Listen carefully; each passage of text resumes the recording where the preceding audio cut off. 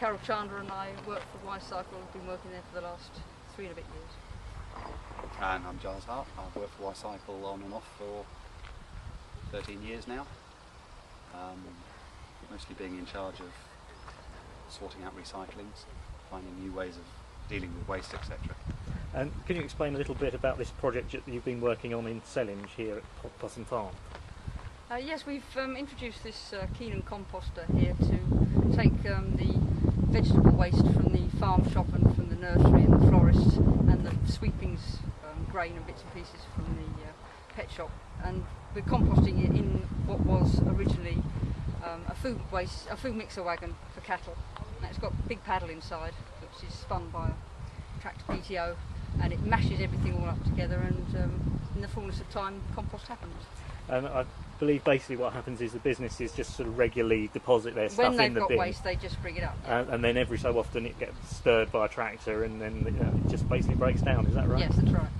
Yeah. And how long does the sort of process kind of take from, if you like, putting your waste in and then getting the kind of finished material? Probably normally, for a place of this size, for the little amount of waste they put in, it'd probably take about a year to absolute completion.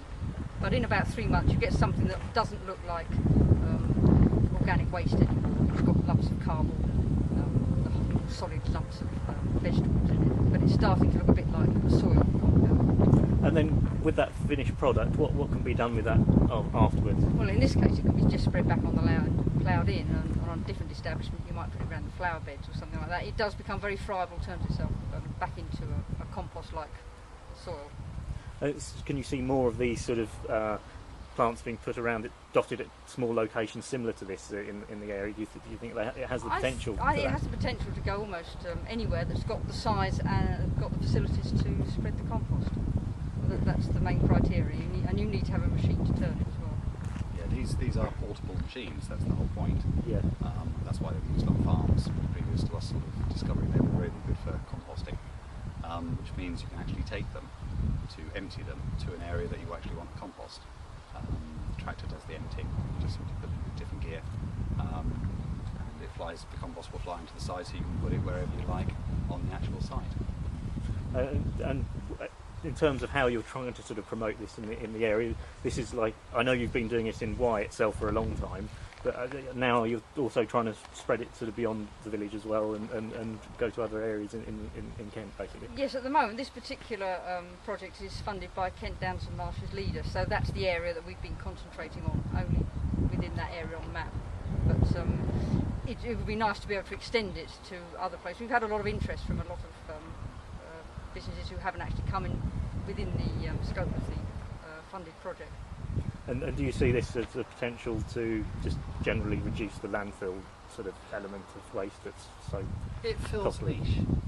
It's definitely working. We've used it for years, like I said. It does rely on weeding, tractor, etc. So there is a niche that it fits into, especially when it comes to the scale of waste, organic waste that comes out of here, somewhere similar to this farm shop. That has cardboard as well that you can mix in with the sort of foodie materials and the organic waste.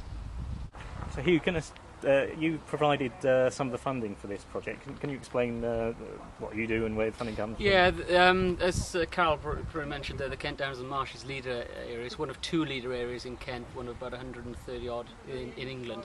We get money down from the EU and DEFRA, and then it's channeled through the regional development agencies to local areas. And the idea really is to really look at businesses, individuals, farms, foresters, tourism enterprises, communities who have local ideas and want to get funding to make those happen.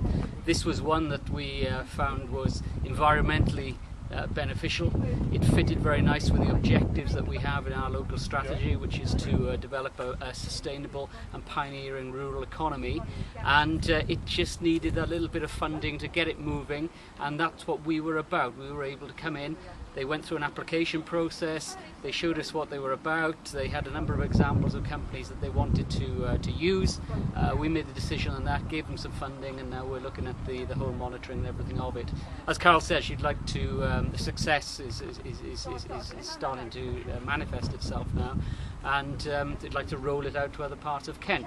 You know, that shouldn't be a problem in future years. We can have a look at that, working with our partners perhaps in West Kent or something. So yeah, it's a good project and it fits very nicely into what we want to do, and it links also with some of the other funding projects we've got, where we are dealing with farm shops and butchers and some bigger tourism enterprises that could well do with you know, facilities such as this. So we're able to push that in their direction as well. So there's a nice link up between various projects we fund.